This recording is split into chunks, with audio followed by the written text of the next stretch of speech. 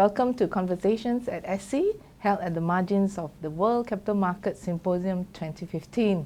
Today with me is Jacob Hook. Jacob is a partner in Oliver Wyman's Sydney office, and he works around public policy areas across Asia Pacific. Thank you for joining us, Jacob, today. Thank you for having me, Lima. Before we start our conversation, perhaps let me frame the context of our conversation today. Last couple of months, the SC registered 6 operators for equity crowdfunding. The next question, of course, looming is, should the SC now focus its attention on peer-to-peer lending? If so, what do you see are some of the benefits that we can reap from that for the capital market in Malaysia? Thank you. The peer-to-peer lending space is a very exciting one globally. There's been a lot of innovation going on and a lot of very rapid growth of balances of debt outstanding around the world, particularly in the US. And I think this innovation really brings a lot of interesting potential benefits to countries like Malaysia. First and foremost, with the new and highly user-friendly and sophisticated origination and credit underwriting algorithms and platforms that these providers have, it's a much easier way for borrowers to borrow loans, to draw down funds, and to get access to credit. So there's a real consumer benefit that comes in there. I think also there's a filling of credit gaps that peer-to-peer lending can provide. So you see this in particular in markets like China, where there is an undersupply of credit to particular parts of the economy, particularly the SME sector, where banks aren't lending as much money as the companies would like to borrow. That means that peer-to-peer has been able in that space to fill a gap and to really help with the provision of credit across the economy. I think also diversification of sources of funding is a good benefit for the financial sector as a whole. So I do think it's a very interesting and high potential space for countries like Malaysia to be exploring. Sure.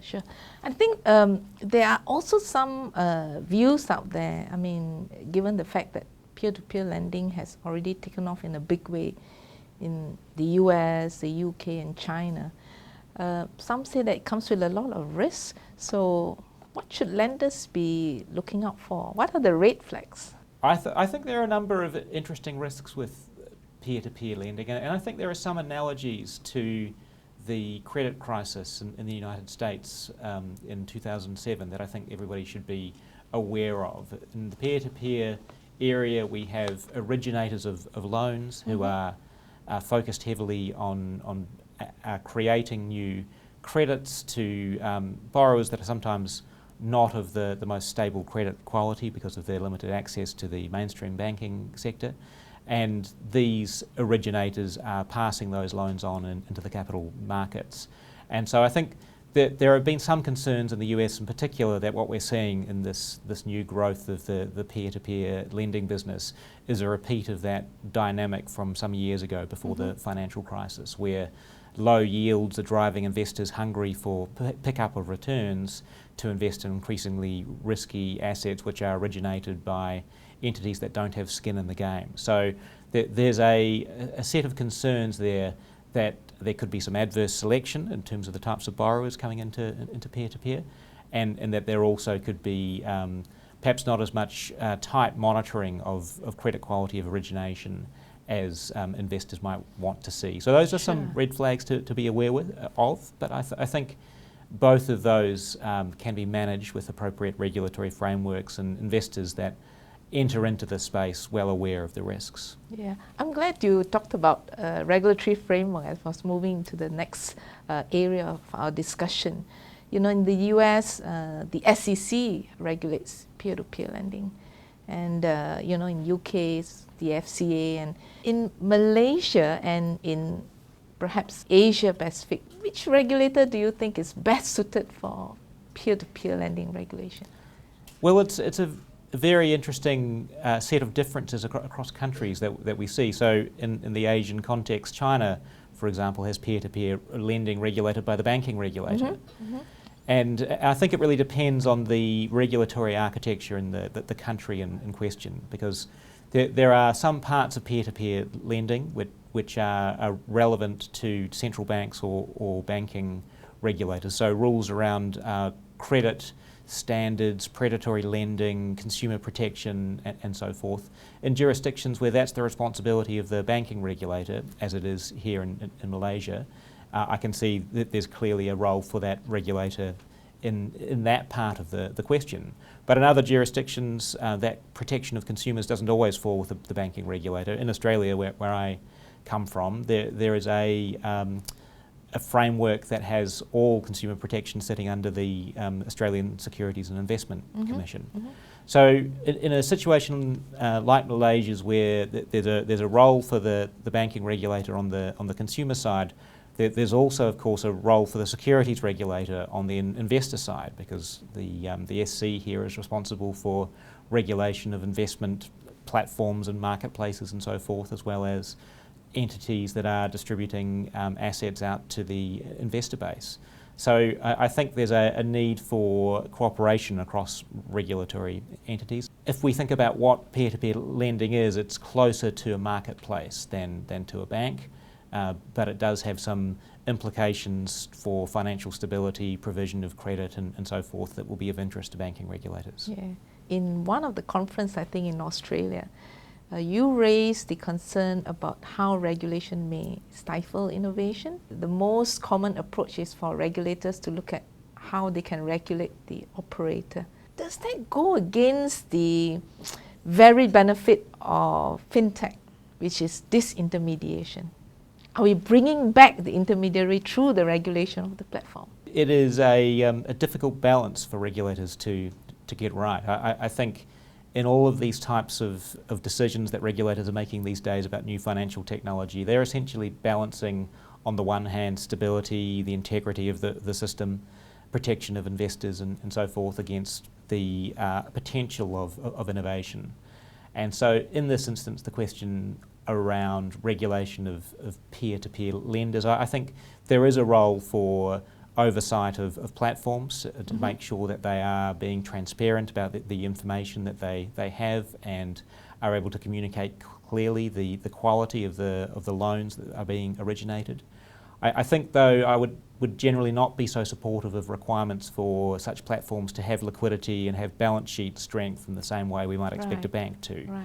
I think there's a difference there in terms of the type of entity it is. And also I think there's role for regulators to focus on protections on the investor side. So limitations on how much might be put into these platforms, for example, can be one way to get more comfort around the aggregate amount of trouble a problem in the future in the peer-to-peer space could cause. I see. Interesting. Can I now move on perhaps to another new phenomena in the fintech space, which is the robo-advisors? I mean, it's been an increasing, we see mushrooming of fintech companies offering this type of services. How do you see the regulation of robo-advisors panning out? Robo-advisors shouldn't be considered too different from normal advisors. So there's questions in the regulation of financial advice around ethics, around incentives, around fair treatment, and all of the rest of the package of consumer protection requirements that many regulators have for financial advice. And I think all of that, in general principles, ought to still apply in the case of robo-advice. So clearly robots can't have ethics, but we can ask whether the algorithms are embedding incentives or decisions or biases which are ethical or unethical. We can ask, are there conflicts of interest in the business model which might be playing out in the types of advice that these algorithms are giving? So that's one question that regulators have to grapple with. I think there are also issues that they need to face around, do they have the capabilities and the right processes to oversee robo-advice models? So traditional compliance frameworks around financial advice are quite linear, quite paper-based, quite focused on whether the right steps have been taken. But in an interaction with a robo-advisor on a website, which may or may not also have involvement of a human advisor somewhere in the process, the customer's journey becomes quite non-linear and quite complicated.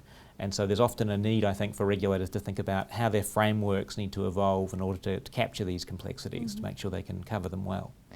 is it possible at all for regulators to replicate fit and properness criteria in this space? Seems almost impossible to me. Well, I think fit and proper criteria can still apply to the officers of the company that designs and develops the robo-advisors. There's an interesting question that I suspect many regulators will be grappling with for the next few years to come, which is, to what extent should we concern ourselves with the algorithms themselves? Should regulators be auditing algorithms to see if they are accurate and to see if there are any biases or tendencies inside them that they would be uncomfortable with? Or should they say, well, that's a black box and we're happy to keep it that way, and we will do what we do with human advisors, which is audit from time to time the results, the outputs, the actual advice that they give. Right. I think in some ways auditing algorithms is a big step for regulators. It would require lots of new skill sets, but it could be quite powerful in terms of very efficiently being able to understand the types of advice giving across an entire network, rather than doing spot checks, for example, of a single advisor's financial advice in the human advice world. Right. So this takes us now nicely into this space of RegTech. I mean, it's this notion of how regulators will apply regulation technology. And some people are of the view that the financial industry is, the first industry which is so highly regulated that's entering this space in the disruptive era. So how should regulator embrace RegTech? I think RegTech, by which we mean the application of new technologies, digital technologies, yes, to regulatory questions, can be very powerful in the same way that it's very powerful to use big data analytics or tools and techniques to solve business problems in the corporate world, and we obviously see a lot of investment going on around that. So regulators could increasingly be using algorithms, big data analysis to pull together pieces of information that they have inside the enterprise across all of their different activities, as well as bringing in pieces of information out in the public markets and using that to generate insights and intelligence to guide their regulatory activities. Right. There's a lot of potential there, but there's a lot of investment that will be required by regulators to really get ahead of this challenge. Certainly, we've been seeing banks and other large financial institutions spend very large amounts of money for long periods of time to develop these capabilities. And I think many regulators, while well aware of the possibilities, are in quite resource-constrained situations and are just at the beginning of that journey. So I think we'll see them being selective about areas that they can pick to use technology to improve regulatory outcomes. Sure. Now, there have been some suggestions that perhaps regulators should move from their conventional way of regulation or introducing regulation. They should now use the approach of clinical trials, like what the labs would do before they introduce a new medicine.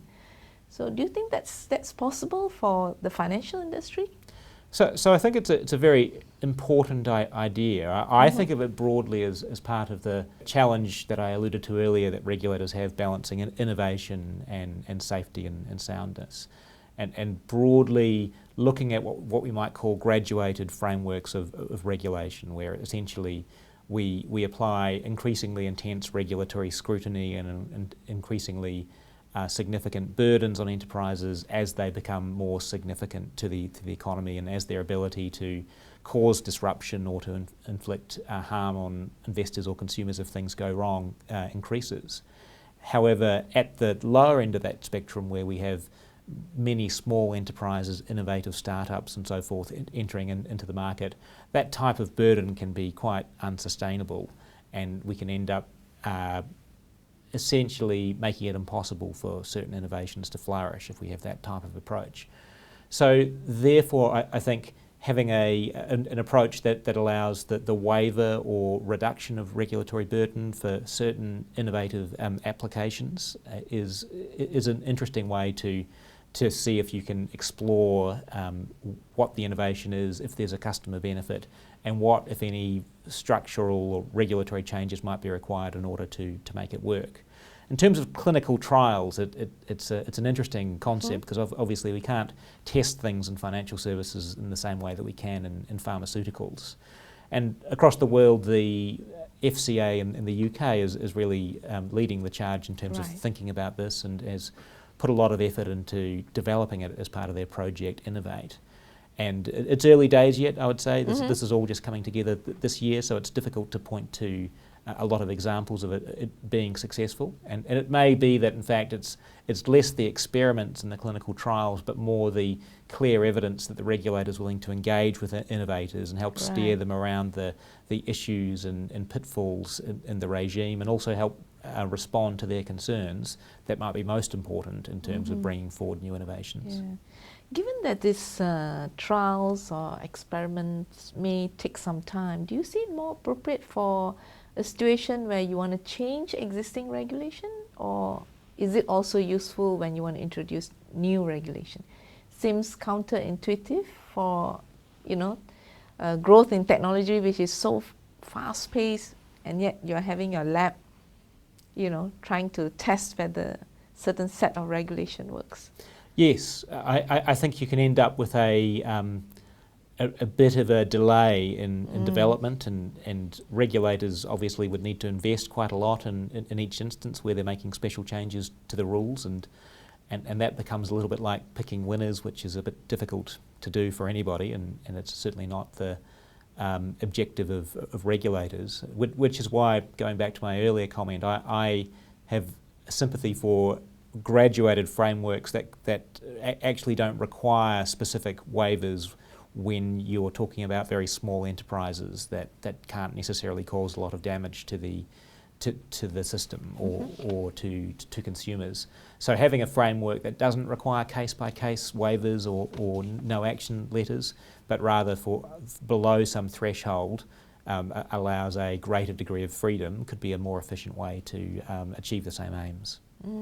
Before we end this conversation, just one last question I have for you, Jacob, is that if today you're given the authority to, set up a 21st century regulator, what would be your 3 priorities?